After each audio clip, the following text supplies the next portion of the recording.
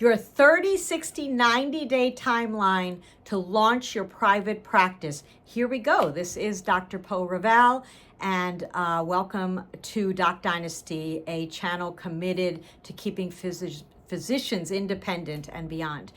So let's talk about it. The 30-day and then an extension of that into the 60-day and 90-day. So number one on your list should be your business setup. Think of a name, research it, and set up an LLC. I always set up an LLC first. You're a one-man show. As you grow, you can change that setup. I find it much easier to go on to LegalZoom, which will do everything for you. An extremely efficient site. So you can actually put in the name, see if anyone has it, launch your LLC, and have the paperwork all in one site. By the way, this was the Kardashians' set up a long time ago.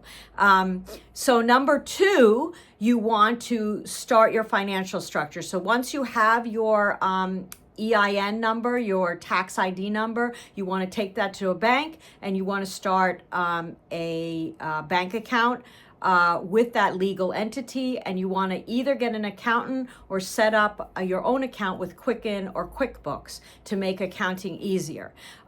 Number three, you want to now scout locations. We've talked about this in another video, but you look at a location, look at the lease, what it includes, the space. Visibility is always better, or sharing a space when you're first starting out where you can have your own signage. So, and make sure there are enough spaces for your patients, because podiatry or any other medical entity, it depends on how long your patients are in your office. In my office, nobody stays for more than a half hour, so I need quick turnover. Number four, branding, very important. So the color of your office should follow the color of your cards, should follow the color of your website.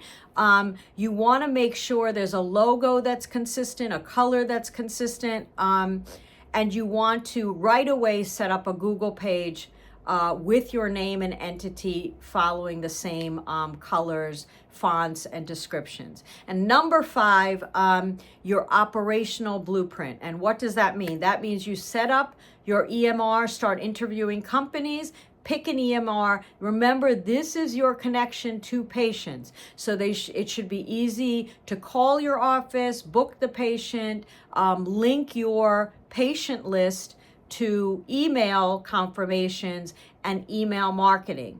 Most ER systems, EMR systems now do that. You might also want to go with an EMR system that your hospital is also using. They often have an extension out to doctors' offices, and you can check that pricing as opposed to an independent EMR. So this is your 30 days. These are jam-packed 30 days that you want to use your time.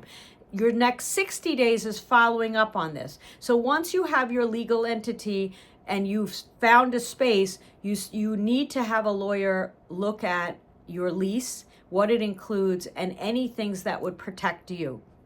That's what you do in that 60 days. You're interviewing in addition to those EMR companies, you're also interviewing staff. It is always my opinion that find experienced staff that can do it all in the beginning, is not intimidated by software, can book your patients, friendly voice, and is available to you at the times that you want to be open. So that's the time to think about all of that. Next, you want to make sure that your marketing pre-launch, it's not just setting up your website in Google, but it's start posting on social media with an indication of where your practice is. And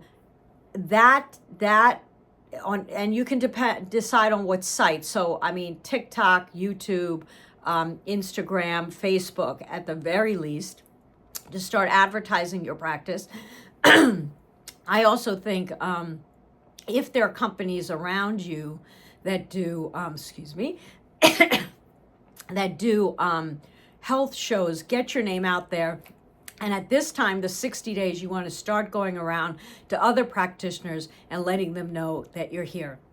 So that's the 30, 60, and your 90 is following up and your actual practice launch. So those are the things I would recommend, and hopefully that's a lot of help.